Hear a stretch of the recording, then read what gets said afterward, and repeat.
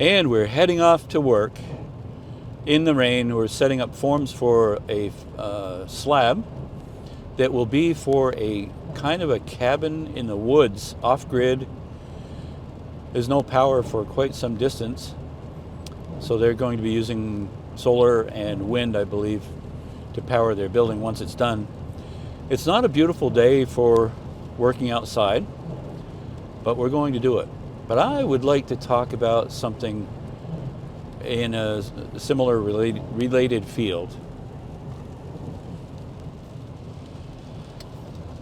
So, subcontractors, great people. I don't like to use subcontractors. I've been trying to think how we could say that positively, but what was it you said? I love to not hire subcontractors. That's sort of positive, maybe. But it's not absolutely nothing personal about them. It's just that they have a schedule, just like today we're working in the rain. Not really excited about that, but if we don't, it's never going to get done. So that's where we're headed. I don't know. I don't have to move my hands. Anyway, so take for instance an excavator contractor. In a day like this, if they're working in any sort of a bad soil environment where it might be clay or quicksand or something, where it makes a mess, and it just their machines getting stuck, their dump trucks getting stuck. So all of a sudden they are behind a day. When we sign a proposal to do a job, generally the homeowner wants to know when we could do it, so we do a best case scenario, and then it's always like at the end it's unless it rains or hurricane. We don't get hurricanes up here, or snows or tornado or whatever. So if it rains for an excavator contractor, they get put behind a day. They might go in their shop and work and repair equipment, things like that. And then they get back, and the next day, they're flooded, we'll say. So they can't get back in because they can't get material delivered into the job site. So they lose another day. So just on one job, they've lost 2 days. So meanwhile, the concrete guy, who has a schedule, gets held up because the site's not ready, or they weren't able, or they needed to pour a floor for the project that they were on, and they got rained out that same day. So they have to wait until it's a good weather day to pour the floor.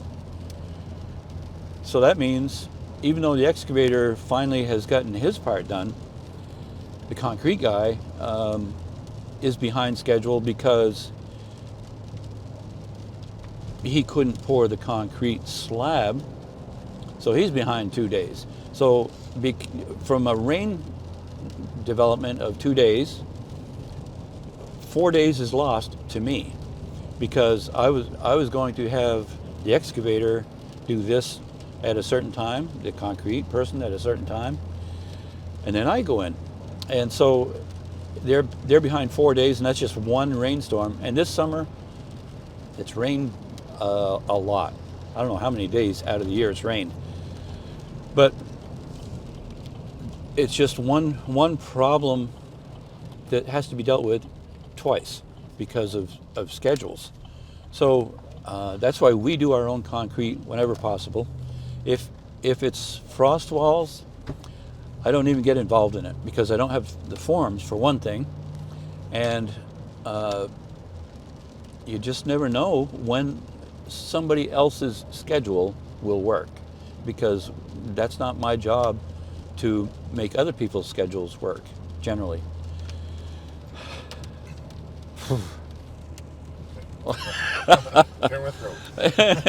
and so We do the concrete.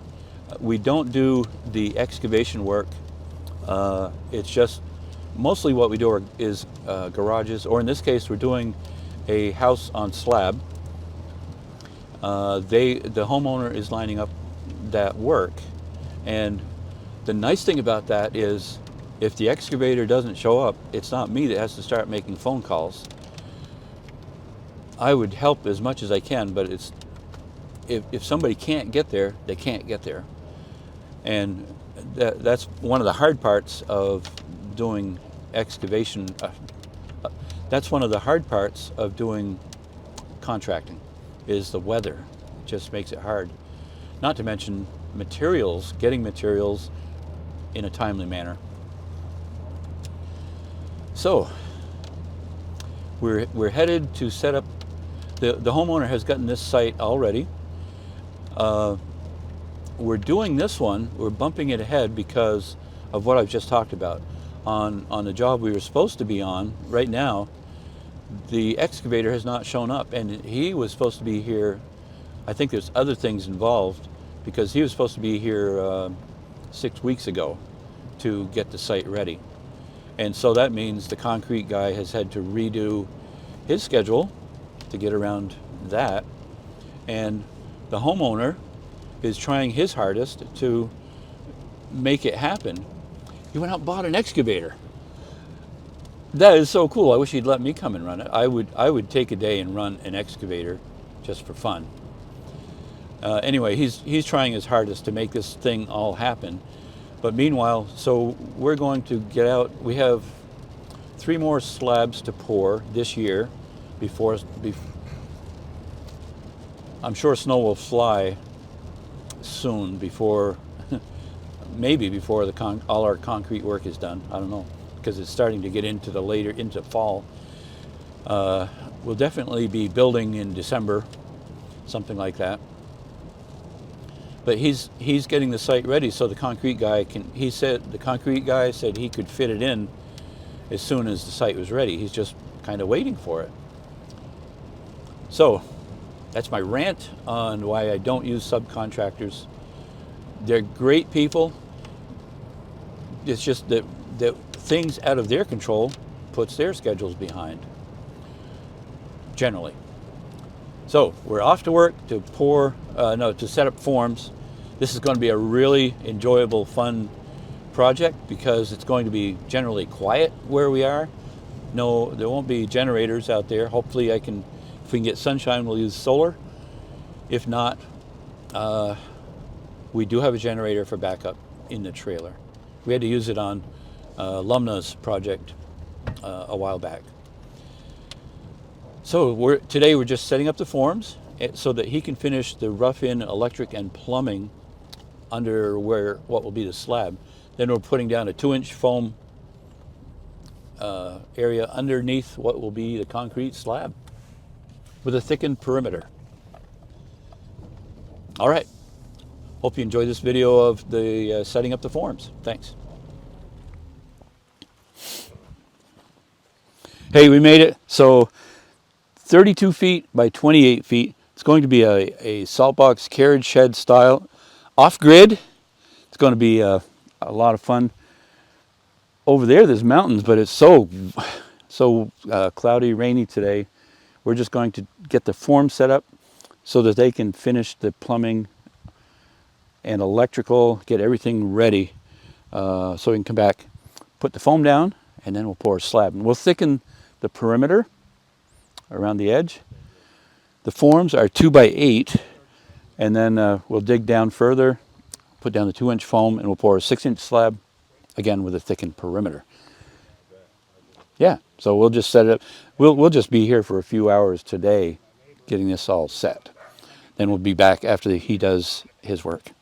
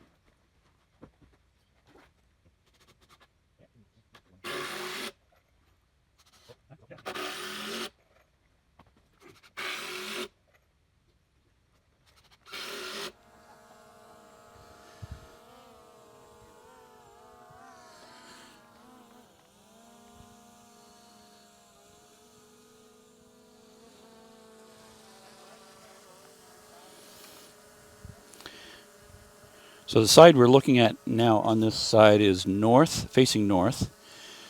It's 32 feet. Then the sides will be 28 feet. And again, 32 feet. This is the south side. There's going to be a 6-foot porch right there. 6-foot overhang with the trusses.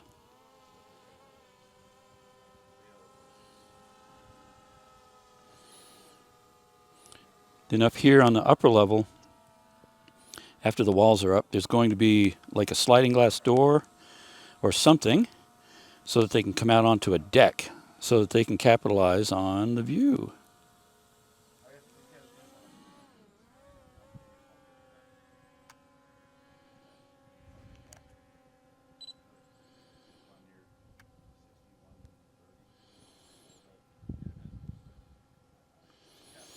Beautiful area.